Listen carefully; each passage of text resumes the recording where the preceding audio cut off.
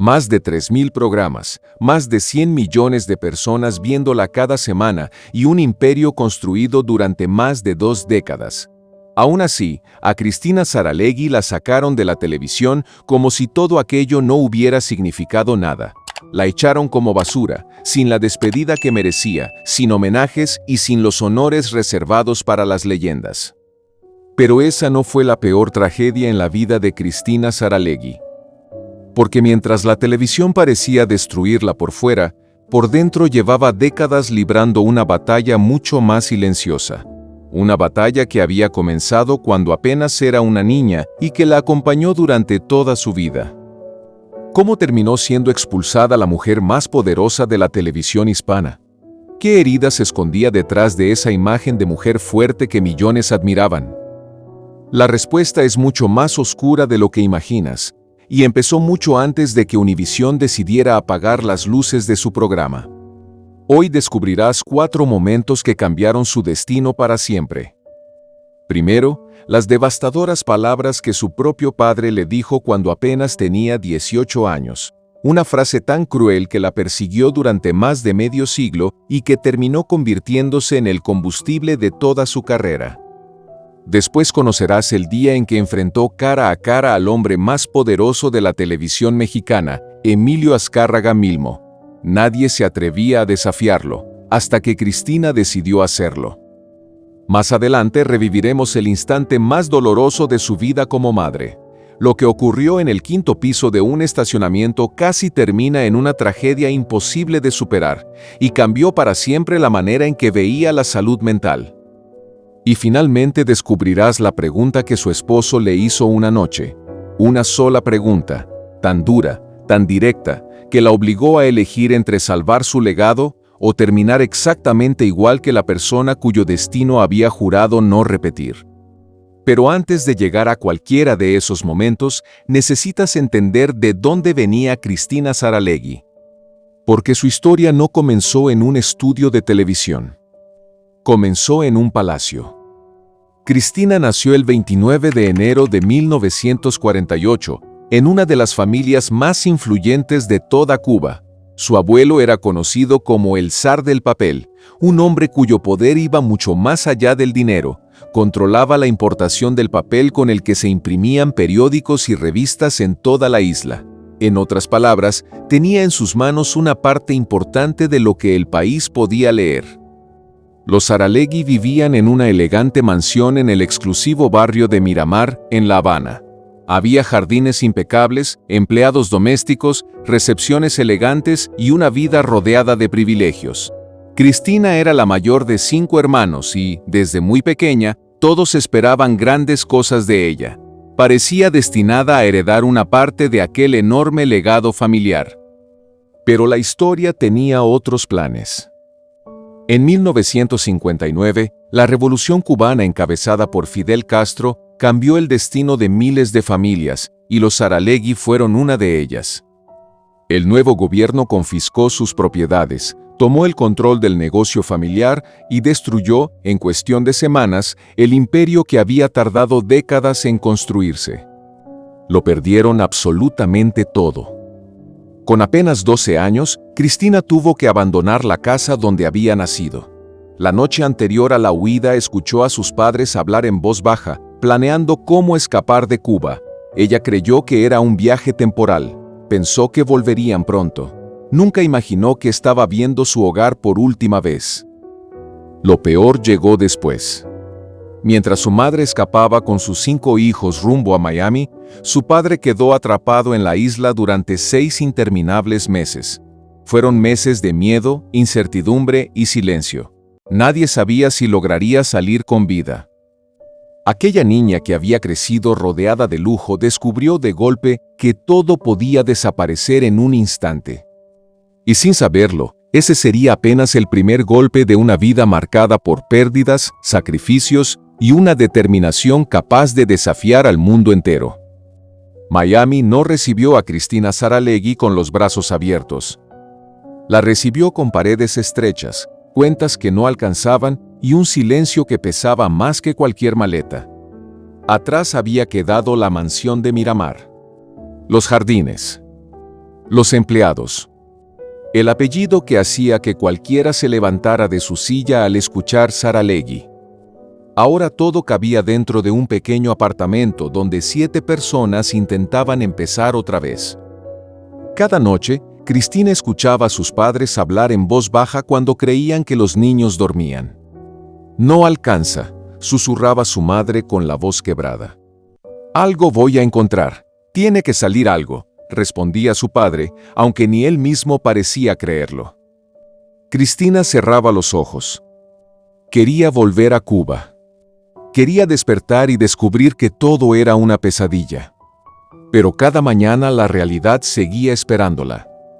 Y poco a poco comenzó a notar otro cambio mucho más doloroso. Su madre ya no sonreía. Aquella mujer elegante que alguna vez había llenado de vida una enorme casa en La Habana, ahora permanecía durante horas mirando por la ventana, con un vaso entre las manos. Al principio era una copa. Después, 2. Con el paso de los meses, el alcohol dejó de ser una compañía y comenzó a devorarla. Cristina observaba la escena desde el pasillo sin entender completamente lo que estaba ocurriendo. Solo sabía que estaba perdiendo a su madre, aunque ella siguiera respirando. Ese dolor la acompañaría toda la vida. Porque hay heridas que nunca dejan de sangrar. Mientras tanto, Cristina buscó refugio en lo único que nadie podía arrebatarle: las palabras. Escribía durante horas. Llenaba cuadernos enteros. Cada página era una forma de escapar de una realidad que le dolía demasiado. Sus profesores comenzaron a repetir lo mismo. Esta muchacha nació para escribir.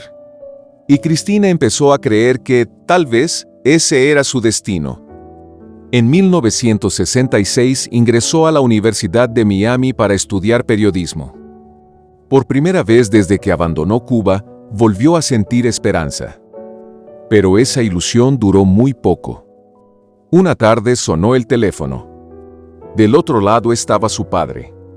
«Cristina, tenemos que hablar». Ella sonrió. Pensó que llamaba para preguntarle cómo iban las clases. Jamás imaginó que aquella conversación partiría su vida en 2. Hubo unos segundos de silencio. Después llegó la frase que jamás lograría olvidar. «Hija, solo puedo pagar la universidad de uno de ustedes». Cristina sintió un nudo en la garganta. «Lo entiendo, papá». Entonces llegó el golpe. «Como padre cubano, tengo que mandar a tu hermano. Él algún día tendrá que mantener una familia». Hizo una breve pausa. Y remató con las palabras que marcarían para siempre el corazón de su hija. «El hijo de alguien te mantendrá a ti». Silencio. Cristina apretó con fuerza el auricular. Sintió rabia, humillación, incredulidad. No lloró. No discutió. Solo respondió en voz baja: «Está bien, papá». Colgó el teléfono. Y entonces, sí. Las lágrimas comenzaron a caer. No porque perdiera la universidad, sino porque acababa de descubrir que la persona cuya aprobación más había buscado en toda su vida jamás creyó realmente en ella. Le faltaron solamente 9 créditos para graduarse. 9. Una cifra absurda, tan pequeña y al mismo tiempo tan inmensa. Durante años, cada vez que alguien preguntaba por su título universitario, aquella conversación volvía a sonar en su cabeza como un eco imposible de apagar. «El hijo de alguien te mantendrá». Pero su padre cometió un error. Pensó que estaba rompiendo los sueños de su hija. En realidad, estaba despertando a la mujer más peligrosa que conocería la televisión hispana. Desde ese día, Cristina hizo una promesa que nunca pronunció en voz alta. Jamás volvería a depender de nadie. Y esa promesa estaba a punto de convertir a una joven sin título universitario en una de las mujeres más poderosas de todo el mundo latino. Sin embargo, el destino todavía guardaba una ironía extraordinaria. La nieta del hombre que había construido un imperio de revistas regresaría al mismo negocio, pero no como heredera. Entraría por la puerta de atrás, como una simple empleada. Y nadie imaginaba que aquella mujer estaba a punto de cambiar la historia del periodismo en español para siempre. Aquella llamada terminó. Pero las palabras de su padre nunca colgaron. Durante años siguieron resonando dentro de Cristina como una sentencia. El hijo de alguien te mantendrá. No importaba cuánto trabajara. No importaba cuántos elogios recibiera. Cada vez que dudaba de sí misma, aquella frase regresaba para recordarle el día en que la persona que más admiraba decidió apostar por alguien más. Sin embargo, hay personas que se derrumban cuando las rechazan. Y hay otras que convierten el rechazo en una obsesión. Cristina pertenecía al segundo grupo. Mientras muchos dormían, ella seguía leyendo. Mientras otros terminaban su jornada, ella continuaba aprendiendo. Había un problema enorme. Toda su educación había sido en inglés. Paradójicamente, la nieta del hombre que había construido uno de los imperios editoriales más importantes de Cuba apenas dominaba la escritura profesional en español. Aquello habría desanimado a cualquiera. Pero Cristina nunca aceptó la palabra imposible. Cada noche llenaba hojas y más hojas. Leía periódicos, revistas, novelas. Subrayaba palabras. Buscaba significados. Volvía a escribir los mismos párrafos una y otra vez. Todavía no suena bien. Otra vez, se repetía mientras rompía una hoja tras otra. Marcos todavía no existía en su vida. No había nadie que le dijera que descansara. Solo existía una mujer empeñada en demostrarle al mundo, y sobre todo a su padre, que estaba equivocado. Hasta que un día, el destino hizo algo que parecía una broma cruel. En 1973 recibió una beca para trabajar en Vanidades, la misma revista que décadas antes había pertenecido al imperio de su propia familia. La misma revista que, en otra vida, quizá habría heredado. Ahora entraba por la puerta principal, pero no como dueña, ni como heredera. Entraba como una empleada más. Cuando cruzó aquellas oficinas por primera vez, no pudo evitar mirar a su alrededor. Por un instante imaginó a su abuelo caminando por aquellos pasillos. Respiró profundo y sonrió con amargura. La vida sí que sabe dar vueltas, pensó. No se permitió sentir lástima por sí misma. Si tenía que empezar desde abajo, empezaría desde abajo. Hacía todo lo que le pedían. Escribía. Corregía textos. Revisaba fotografías. Aprendía diseño. Observaba cómo funcionaba cada departamento. Mientras otros empleados terminaban su horario y corrían a casa, Cristina seguía sentada frente a su escritorio. Un compañero llegó a preguntarle una noche: ¿Todavía sigues aquí? Ella levantó la vista y respondió con una sonrisa: Todavía me falta mucho por aprender. Aquello no era una respuesta. Era una filosofía de vida. Los meses comenzaron a darle la razón. Sus artículos llamaban la atención. Sus ideas funcionaban. Los directivos empezaron a notar que aquella mujer trabajaba diferente. No buscaba reconocimiento. Buscaba excelencia. Muy pronto dejó de ser una asistente más. La promovieron. Después volvió a ascender. Y poco tiempo después le ofrecieron dirigir una pequeña revista llamada Intimidades. Muchos dentro de la empresa pensaban que era un castigo. Una revista pequeña, sin prestigio, con pocas ventas, prácticamente olvidada. Uno de sus compañeros incluso le dijo en tono de burla: «Ahí te mandaron a desaparecer». Cristina simplemente sonrió, porque ella ya había aprendido una lección. Los imperios no nacen siendo imperios. se construyen. Poco a poco empezó a cambiar absolutamente todo. Las portadas, los titulares, los temas. Escuchó a las mujeres. Les dio voz. Habló de lo que nadie quería hablar. Y ocurrió lo impensable. Las ventas comenzaron a dispararse. Después volvieron a subir. Y siguieron creciendo. Hasta que un día sucedió algo que dejó sin palabras a toda la empresa. Intimidades estaba vendiendo más ejemplares que Vanidades.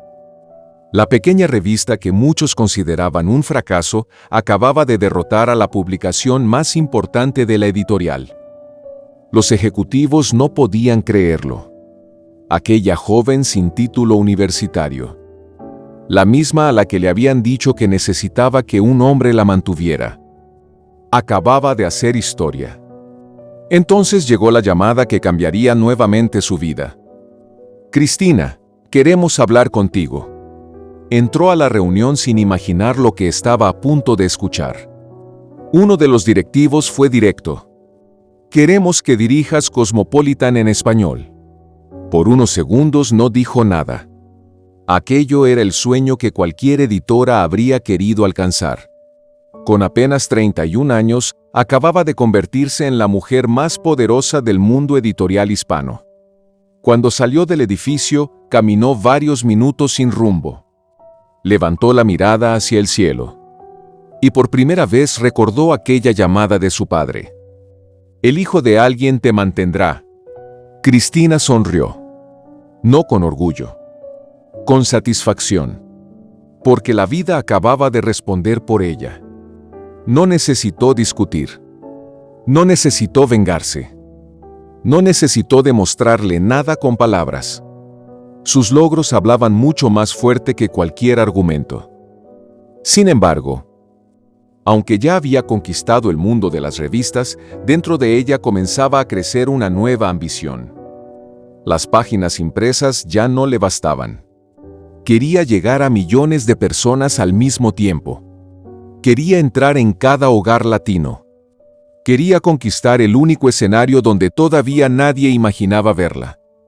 La televisión.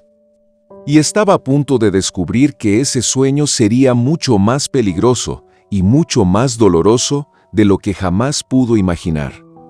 Cristina Saralegui tenía 41 años cuando aceptó el mayor riesgo de toda su carrera. Durante años había conquistado el mundo de las revistas. Ahora quería conquistar algo mucho más cruel. La televisión. Univisión le ofreció conducir un programa de entrevistas en horario estelar. Sobre el papel parecía una oportunidad única. En la realidad, era una sentencia. Porque una cosa era escribir detrás de un escritorio. Y otra muy distinta era enfrentarse a una cámara que no perdonaba un solo error. Las primeras grabaciones fueron un desastre. Cristina veía las repeticiones y sentía vergüenza. «¿Esa soy yo?», murmuró, llevándose las manos al rostro. No le gustaba cómo caminaba. No le gustaba cómo hablaba. No le gustaba su voz. Mucho menos la imagen que veía en la pantalla. Años después, ella misma admitiría que se sentía exagerada, ridícula y completamente fuera de lugar. Los ejecutivos comenzaron a impacientarse. Los ratings no eran los esperados. Los anunciantes dudaban. En los pasillos ya se escuchaba el mismo rumor. No va a durar ni una temporada. Otros presentadores sonreían en silencio. Esperaban verla caer. Pero Cristina llevaba demasiado tiempo sobreviviendo para rendirse por unas cuantas críticas. Había perdido un país. Había perdido una fortuna. Había visto cómo el alcohol destruía a su madre. Había escuchado a su propio padre decirle que nunca valdría tanto como un hombre. Después de todo eso, ¿qué podían hacerle unos críticos? Entonces tomó una decisión que cambiaría la televisión hispana para siempre. Dejó de intentar parecer perfecta. Comenzó a ser ella misma. Habló de violencia doméstica, de infidelidades, de enfermedades mentales, de adicciones, de abuso, de temas que millones de familias escondían detrás de las puertas de sus casas. Los ejecutivos se asustaron. Cristina, esos temas son demasiado fuertes. Ella respondió sin levantar la voz. No son fuertes, son reales. Y el público reaccionó como nadie esperaba. Miles de cartas comenzaron a llegar cada semana. Mujeres que lloraban mientras escribían. Madres que confesaban secretos que jamás habían contado. Esposas que encontraban el valor para abandonar relaciones violentas. Por primera vez, millones de latinas sentían que alguien hablaba por ellas. Los números explotaron. El programa pasó de estar al borde de la cancelación a convertirse en el fenómeno más grande de la televisión en español. Pero cuanto más crecía su éxito, más poderosa se volvía. Y eso llamó la atención del único hombre capaz de destruir su carrera con una sola orden. Emilio Azcárraga Milmo. El dueño absoluto de Televisa. El hombre al que todos llamaban el Tigre. Cuando él hablaba, todos obedecían. Todos, menos Cristina Saralegui. Y el enfrentamiento que estaba a punto de ocurrir quedaría grabado para siempre como uno de los momentos más valientes en la historia de la televisión latinoamericana. A principios de los años 90, el show de Cristina ya era un fenómeno en Estados Unidos. Ahora conquistaba México. Pero ese éxito tenía un precio. Los programas hablaban de infidelidad, violencia familiar, sexo, adicciones, enfermedades mentales. Temas que durante décadas habían permanecido encerrados entre cuatro paredes. Mientras millones de mujeres la aplaudían, otros querían silenciarla. Las críticas crecían cada semana. Organizaciones conservadoras protestaban. Los periódicos la acusaban de corromper a las familias mexicanas. Y el escándalo llegó hasta el despacho del hombre que controlaba la televisión en todo un país. Emilio Azcárraga Milmo, el Tigre. El empresario al que nadie se atrevía a contradecir. Cuando llegó la invitación para reunirse con él en Ciudad de México, Cristina entendió perfectamente lo que significaba. No era una conversación. Era un juicio. Durante el vuelo apenas pudo dormir. Miraba por la ventanilla mientras una idea no dejaba de perseguirla. Si cedo una vez, tendré que ceder siempre. Al entrar a aquellas oficinas, el silencio imponía respeto. Secretarias caminando con rapidez. Ejecutivos hablando en voz baja. Todos parecían moverse con el mismo miedo. Un asistente abrió una enorme puerta de madera. Señora Saralegui, el señor Azcárraga la espera. Cristina respiró profundo. Entró. Del otro lado estaba el hombre que había construido el imperio televisivo más grande de habla hispana. Azcárraga ni siquiera se levantó de su silla. La observó durante unos segundos. Después fue directo. Cristina, tienes que hacer un programa más fresa, más suave. La gente ya está hablando demasiado. Durante unos segundos nadie dijo una palabra. Aquella oficina parecía quedarse sin aire. Cualquier otra persona habría aceptado. Cualquier otra habría pedido disculpas. Pero Cristina recordó algo. Recordó la llamada de su padre. Recordó el exilio. Recordó todo lo que había tenido que soportar para llegar hasta ahí. Sonrió apenas. Y respondió con una tranquilidad que desarmó la habitación. Mire, don Emilio, mi programa de fresa no tiene ni las semillas. Por un instante el silencio fue absoluto. Los asistentes se miraron entre sí. Uno de ellos bajó la cabeza. Nadie podía creer lo que acababan de escuchar. Entonces ocurrió lo inesperado. Azcárraga soltó una carcajada. Fuerte. Sincera. Golpeó el escritorio con la mano. «Esta cubanita tiene pantalones», exclamó entre risas. Pero Cristina aún no había terminado. Se inclinó ligeramente hacia adelante y habló con firmeza. Mi programa habla de la realidad de millones de latinos. Si usted quiere cambiarlo, tendrá que sacarlo del aire, porque yo no pienso cambiar ni una sola palabra. La frase cayó como un disparo. Era un desafío directo. Nadie le hablaba así al tigre. Nadie. Azcárraga permaneció en silencio unos segundos. Después tomó una decisión inesperada. No canceló el programa. Lo cambió de canal. Muchos pensaron que era un castigo, que Cristina había perdido. Pero el tiempo volvió a darle la razón. Años más tarde, ese canal se convirtió en una cadena nacional y el show de Cristina alcanzó todavía más audiencia. Había vencido otra vez. Sin gritos. Sin insultos. Sin arrodillarse. Sin embargo, mientras el mundo la veía convertirse en la mujer más poderosa de la televisión hispana, lejos de las cámaras se estaba librando una batalla mucho más dolorosa. Una batalla donde no había ratings, ni aplausos, ni premios Emmy que pudieran salvarla. Porque el golpe más devastador de su vida no vendría de un empresario. Vendría de su propia familia.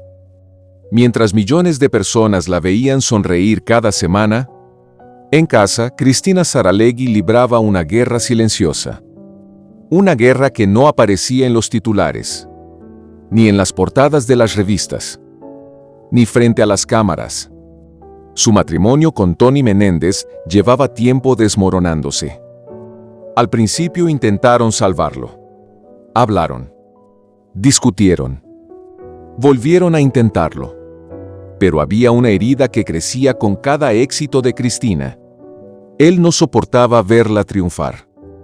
Cada premio que ella recibía era un recordatorio de lo que él no había conseguido. Cada nuevo contrato se convertía en una discusión. Cada paso hacia adelante los alejaba un poco más. Una noche, después de otra pelea, Tony rompió el silencio. Ya no sé dónde encajo en tu vida. Cristina bajó la mirada. Le dolía escucharlo. Pero, en el fondo, sabía que era verdad. Ella había nacido para construir, para crear, para conquistar nuevos desafíos. Y él ya no quería caminar a su lado. En 1983 firmaron el divorcio. Cuando salió del juzgado, respiró profundamente. No sintió libertad. Sintió fracaso. Subió a su automóvil y, por primera vez en mucho tiempo, rompió a llorar. ¿De qué sirve el éxito si llegas sola a casa?, se preguntó entre lágrimas. Tenía apenas 35 años. Una hija pequeña. Y la sensación de que todo por lo que había luchado comenzaba a desmoronarse. La depresión la envolvió lentamente. Seguía trabajando. Seguía sonriendo frente a los demás. Pero por dentro estaba completamente rota. Fue entonces cuando aparecieron dos personas que cambiarían su destino. Gloria y Emilio Estefan. Ellos se negaron a verla hundirse. Una tarde la invitaron a acompañarlos durante una gira con su grupo, Miami Sound Machine. Ven con nosotros, necesitas salir, despejar la cabeza, le insistió Gloria. Cristina aceptó casi por compromiso. Jamás imaginó que aquel viaje cambiaría toda su vida. Una noche, entre ensayos y músicos afinando instrumentos, alguien llamó su atención. Era el bajista de la banda. Llevaba una larga cola de caballo. Sonreía con una tranquilidad que contrastaba con el caos que ella llevaba por dentro. Se llamaba Marcos Ávila. Hablaron durante horas. Sin cámaras. Sin maquillaje. Sin entrevistas. Solo dos personas compartiendo sus heridas. Tú te ríes, pero tus ojos dicen otra cosa, le dijo Marcos con suavidad. Cristina guardó silencio. Hacía mucho tiempo que nadie lograba verla de verdad.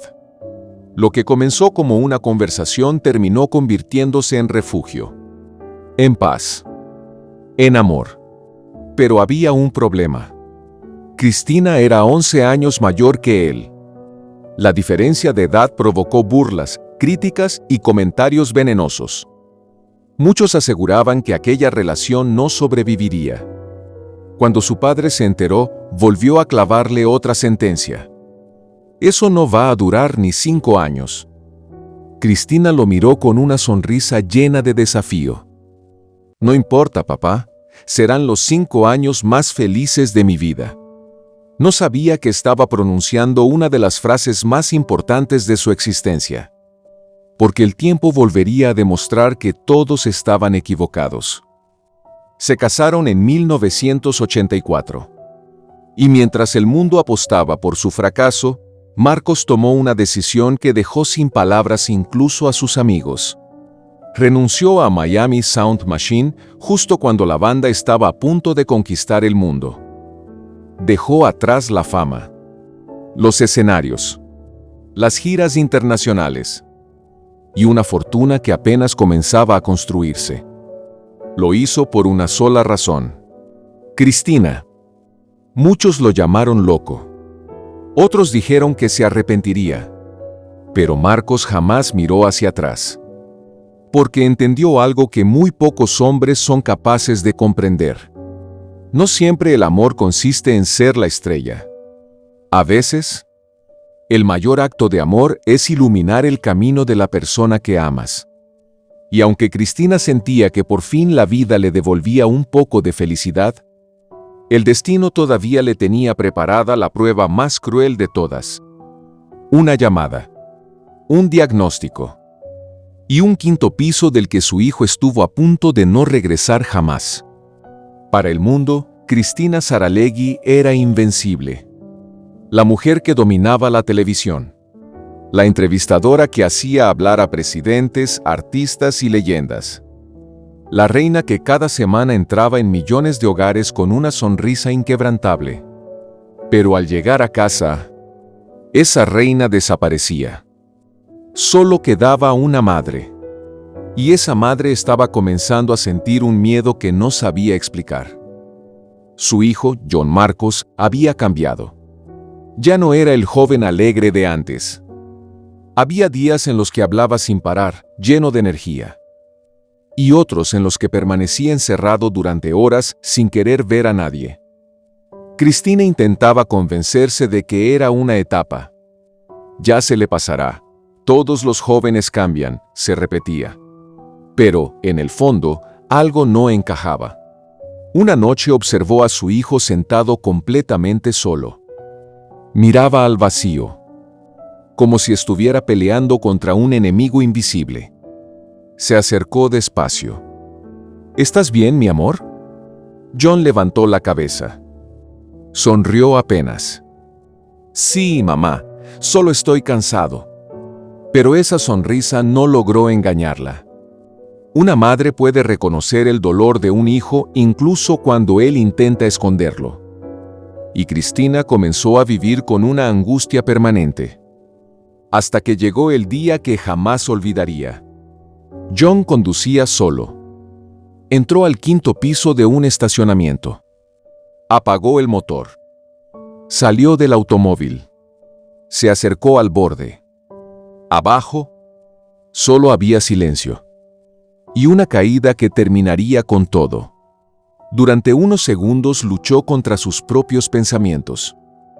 Una voz le decía que saltara. Otra le suplicaba que resistiera. Era una batalla que nadie podía ver. Nadie podía escuchar. Nadie podía detener. Años después, Cristina recordaría ese momento con la voz quebrada. Porque supo que su hijo había estado a unos pocos pasos de la muerte. Pero ocurrió algo extraordinario. En medio de aquella oscuridad, John tomó una decisión que le salvó la vida. Regresó al automóvil. Encendió el motor con las manos temblando. Y condujo directamente hasta el Hospital Larkin. Entró solo. Subió al área de psiquiatría. Firmó voluntariamente su ingreso. Sin que nadie lo obligara. Sin que nadie estuviera a su lado. Cuando Cristina recibió la llamada, sintió que el mundo se detenía. Corrió desesperada al hospital. Al verlo, lo abrazó con todas sus fuerzas. Ninguno de los dos habló durante varios minutos. Las lágrimas dijeron todo lo que las palabras no podían explicar. Poco después llegó el diagnóstico. Trastorno bipolar. Aquella palabra cambió la vida de toda la familia. Entonces apareció otra verdad aún más dolorosa. John llevaba tiempo haciéndose cortes en el cuerpo. Había sufrido en silencio. Mientras el mundo aplaudía a Cristina, su hijo libraba una guerra contra su propia mente. Y ella no había logrado verlo. La culpa comenzó a devorarla. ¿Cómo no me di cuenta? ¿Cómo no vi las señales? Se repetía una y otra vez. Pero en lugar de esconder la enfermedad, Cristina hizo algo que muy pocas figuras públicas se habrían atrevido a hacer. La contó. Abrió las puertas de su dolor delante de millones de personas. Invitó psiquiatras, especialistas, pacientes, madres desesperadas. Quería romper un silencio que durante décadas había destruido familias enteras. Porque en la comunidad latina, hablar de salud mental seguía siendo casi un pecado. Muchos repetían la misma frase de siempre. Eso no es una enfermedad, son nervios. Lo que necesita es echarle ganas. Los psicólogos son para los locos. Cristina se negó a aceptar esa mentira. Mi hijo no está loco, está enfermo, y las enfermedades se tratan, no se esconden. Miles de familias comenzaron a buscar ayuda gracias a ella. Miles de madres entendieron por primera vez lo que estaba ocurriendo con sus hijos. John empezó un tratamiento. Las crisis disminuyeron. Con los años recuperó la estabilidad. Y Cristina siempre dijo que el verdadero héroe de aquella historia no era ella. Era su hijo. Porque el día que estuvo a centímetros de la muerte, encontró la fuerza para elegir la vida. Sin embargo, mientras Cristina luchaba por salvar a su hijo de un enemigo invisible, otro enemigo avanzaba silenciosamente detrás de las puertas de Univisión. Los mismos ejecutivos que durante años la llamaron la reina de la televisión, ya estaban preparando la traición que rompería su corazón para siempre. Durante más de 20 años, Cristina Saralegui fue mucho más que una conductora. Fue una institución. Más de 3,000 programas. 12 premios Emmy. 100 millones de personas viéndola cada semana en Estados Unidos, Latinoamérica y Europa. Presidentes. Cantantes. Actores. Deportistas. Si alguien quería conquistar al público latino, tenía que sentarse frente a Cristina. Parecía intocable. Pero en televisión nadie lo es. Mientras ella seguía entregando el alma en cada programa, en los pisos más altos de Univisión ya no hablaban de su legado. Hablaban de números, de presupuestos, de costos, de cómo ahorrar millones de dólares. En esas reuniones ya no existía la mujer que había construido uno de los programas más exitosos de la historia. Solo existía una cifra. Cuesta demasiado. Podemos contratar a alguien mucho más joven. ¿Nos saldrá mucho más barato? Así de frío. Así de cruel. Después de 21 años de lealtad, su historia quedó reducida a una hoja de cálculo. Un día la llamaron a una reunión. Cristina entró tranquila. Pensó que hablarían de una nueva temporada, de nuevos proyectos. Jamás imaginó que estaba entrando al lugar donde iban a romperle el corazón. El ejecutivo respiró profundo. Evitaba mirarla directamente. Cristina, hemos tomado una decisión. Ella sintió un nudo en el estómago. Algo no estaba bien. Vamos a cancelar el programa. Durante unos segundos, el silencio fue absoluto. Cristina creyó que había escuchado mal.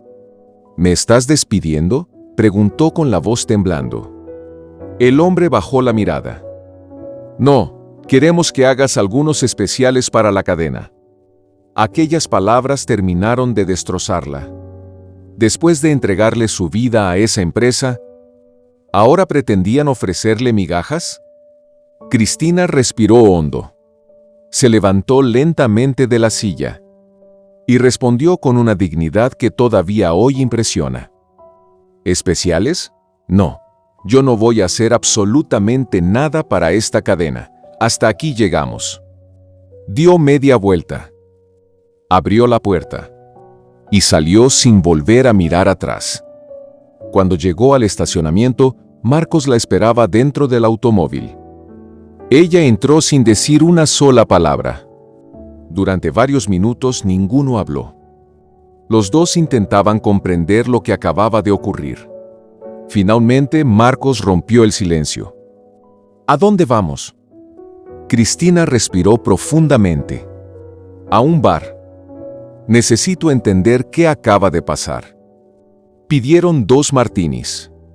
Las copas permanecieron intactas durante varios minutos. Ninguno encontraba las palabras. Hasta que Cristina rompió a llorar. No lloraba por el dinero. Lloraba por la humillación.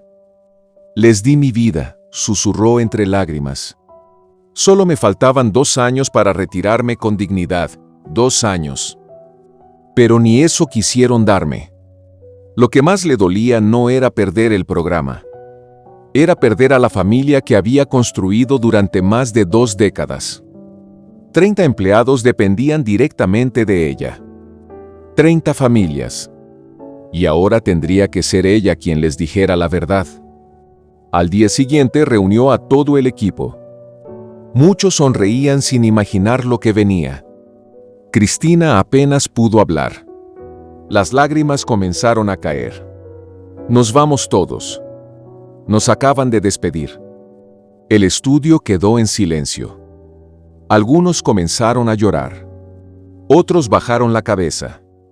Después llegaron los abrazos. Nadie quería aceptar que aquella historia había terminado. Años después, Cristina revelaría la verdadera razón. No te sacan porque hagas mal tu trabajo. Te sacan porque siempre habrá alguien más joven y mucho más barato dispuesto a ocupar tu lugar. Esa frase resumía toda la crueldad de la televisión. 21 años de éxito. Miles de entrevistas. Millones de espectadores. Y al final, todo valía menos que un recorte de presupuesto. Aquella noche, Cristina regresó a casa sintiéndose vacía. Por primera vez desde los 16 años. No tenía un lugar al cual ir al día siguiente. No tenía cámaras esperándola. No tenía público. No tenía un propósito. Y sin darse cuenta, comenzaba a entrar en la etapa más oscura de toda su existencia. Una etapa donde el enemigo ya no sería la televisión, ni los ejecutivos, ni los críticos. El enemigo la esperaba cada noche, dentro de una simple botella de alcohol. Cuando las cámaras se apagaron, también se apagó una parte de Cristina Saralegui. Durante casi 50 años había vivido con una rutina implacable. Despertar. Preparar entrevistas. Reuniones. Grabaciones. Viajes. Aplausos. De pronto, nada. El silencio de la casa era ensordecedor. Las mañanas parecían eternas. Miraba el reloj una y otra vez. Las horas no avanzaban. Por primera vez desde que era una adolescente, ya nadie la necesitaba. Y eso comenzó a romperla por dentro. ¿Quién soy si ya no existe el show de Cristina?, se preguntaba mientras observaba el jardín desde la ventana. La depresión cayó sobre ella como una tormenta. Pero había algo mucho más peligroso. Algo que llevaba décadas esperándola. El alcohol. Al principio parecía inofensivo. Una copa para relajarse. Otra para dormir. Otra para olvidar. Después ya no necesitaba una razón. Solo necesitaba beber.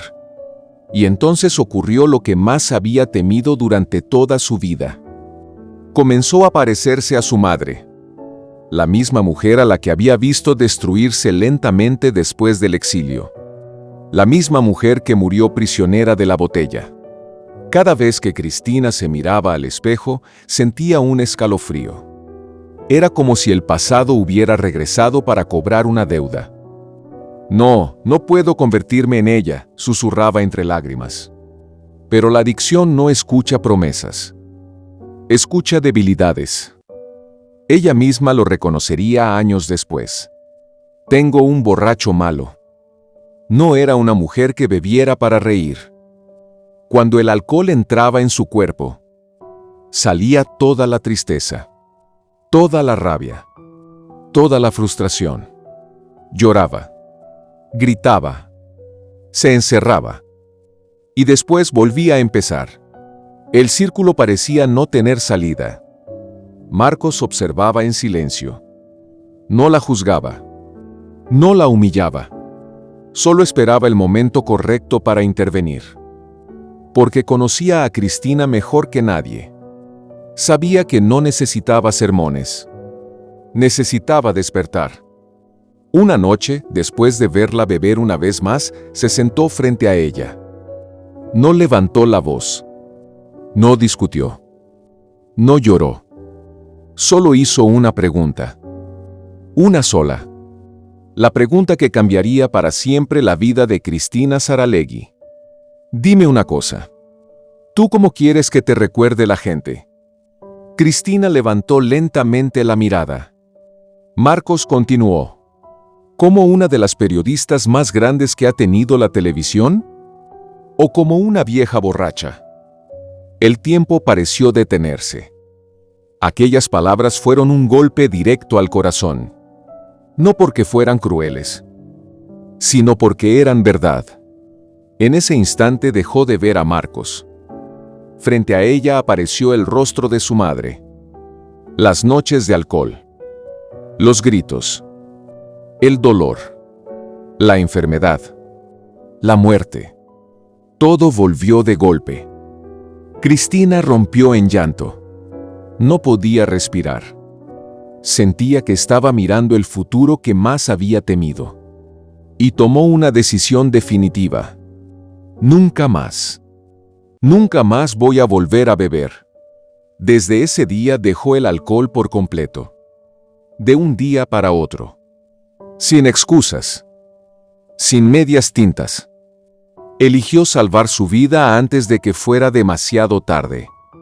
Pero cuando por fin comenzaba a levantarse, el destino volvió a golpearla con una crueldad insoportable. En 2017 recibió una llamada que jamás habría querido contestar. Su hermano menor, Iñaki, el mismo al que prácticamente había criado como un hijo, llevaba meses luchando por sobrevivir después de un trasplante de hígado. Cristina corrió al hospital llena de esperanza. Aún creía que habría un milagro. Pero el milagro nunca llegó. Iñaki murió. Cuando salió de aquella habitación sintió que una parte de su infancia moría con él. Porque no solo perdía a un hermano. Perdía al último compañero de aquella familia que un día había escapado de Cuba con el miedo pegado al cuerpo. Pensó que ya no le quedaban fuerzas para soportar otro golpe. Se equivocaba. Porque el enemigo que había destruido lentamente a su padre, la enfermedad que ya había condenado a uno de sus hermanos, ahora también venía por ella. Y esta vez, la batalla sería contra su propio cuerpo. Cuando Cristina Saralegui creyó que ya había sobrevivido a todo, la vida volvió a sorprenderla. Los médicos pronunciaron una palabra que la persiguió desde la infancia. Ataxia. No era una enfermedad cualquiera. Era una condena que llevaba generaciones recorriendo a la familia Saralegui. Su padre había muerto por esa enfermedad. Su hermano Francisco también la padecía y terminó dependiendo de una silla de ruedas. ¿Y ahora? Le había tocado a ella. Los síntomas comenzaron poco a poco.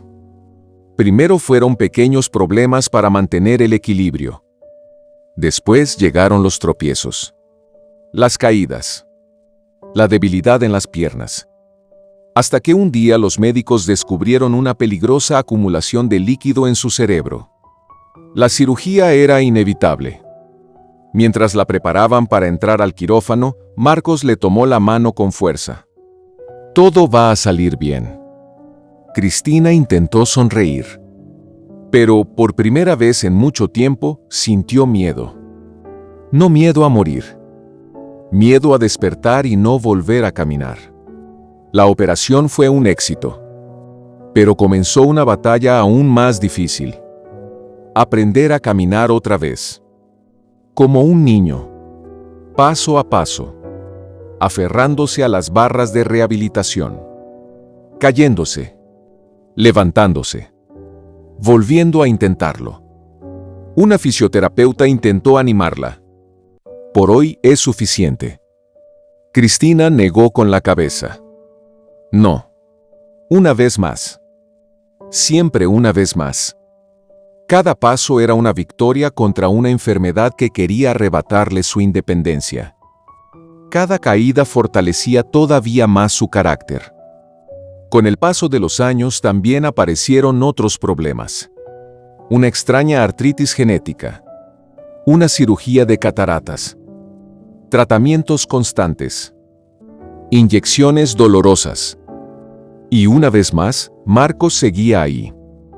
Era él quien le administraba cada mes la medicina que ayudaba a controlar la enfermedad. El mismo hombre que había renunciado a la fama por amor. El mismo que la salvó del alcohol. El mismo que jamás se apartó de su lado. Entonces ocurrió algo que resume perfectamente quién es Cristina Saralegui. En 2017 fue invitada nuevamente a Univisión. La cadena que años atrás la había despedido sin darle siquiera una despedida digna. Marcos insistió. Entra en silla de ruedas, es más seguro. Cristina lo miró fijamente. Y respondió con una frase que parece salida de una película. Primero muerta, antes de entrar a Univisión en una silla de ruedas. Le costó. Cada paso le dolía. Pero caminó. Con la cabeza en alto. Porque podían haberle quitado su programa. Pero jamás su dignidad. Con el tiempo también intentó regresar a la televisión. Lanzó un nuevo programa. No funcionó. Y por primera vez aceptó algo que nunca antes habría imaginado. Ya no necesitaba demostrarle nada a nadie. En 2024 reapareció frente a las cámaras después de 14 años de ausencia. Muchos esperaban encontrar a una mujer derrotada. Encontraron exactamente lo contrario. Una mujer serena. Fuerte. Con sentido del humor. Cuando comenzaron a preguntarle por los rumores, respondió con la misma ironía de siempre. Dicen que estoy quebrada, que soy alcohólica, que vivo en silla de ruedas. ¿Qué imaginación tiene la gente?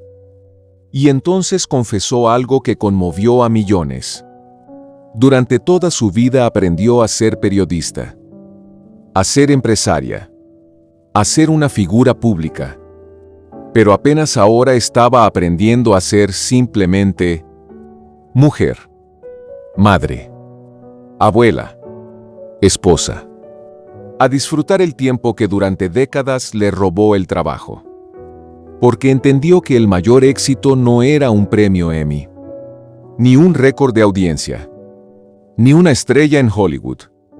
Era llegar al final del camino con paz en el corazón.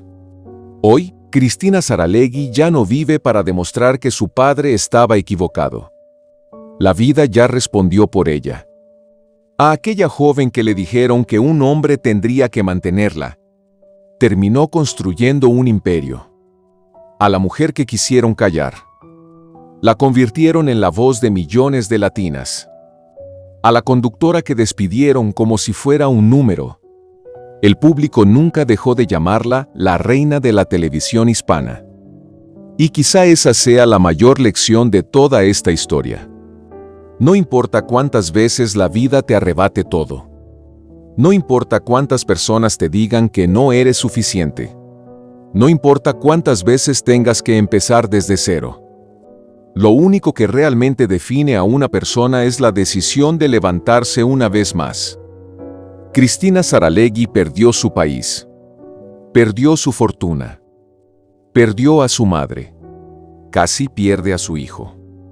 Perdió el programa que había construido durante 21 años. Y hoy sigue luchando contra una enfermedad que intenta robarle el cuerpo. Pero jamás permitió que le robara el alma. Por eso, cuando millones de personas recuerdan su nombre, no recuerdan solamente a una presentadora de televisión. Recuerdan a una mujer que hizo de una frase el motor de toda su existencia. Pa'lante, siempre pa'lante. Para atrás, ni para tomar impulso. Y quizá esa sea también la enseñanza que Cristina nos deja. Las heridas pueden marcarte. Las traiciones pueden romperte. Las enfermedades pueden debilitarte. Pero mientras tengas el valor de dar un paso más, la vida jamás habrá conseguido derrotarte. Si esta historia te conmovió, cuéntame en los comentarios cuál fue el momento que más te impactó. Me encantará leer tu opinión. Y suscríbete ahora a Vidas de Impacto, porque mañana revelaremos la historia de un personaje tan famoso como misterioso. Una figura que millones admiraron, pero cuya vida escondía secretos tan oscuros que durante años nadie se atrevió a contarlos. Descubrirás una traición que cambió su destino para siempre, una verdad que permaneció enterrada durante décadas y un final tan estremecedor que te dejará pensando mucho después de terminar el video. Activa la campana para que YouTube te avise en cuanto se publique, porque esta es una de esas historias que, cuando la conoces completa, ya nunca vuelves a mirar a ese personaje de la misma manera. Nos vemos mañana, aquí, en Vidas de Impacto.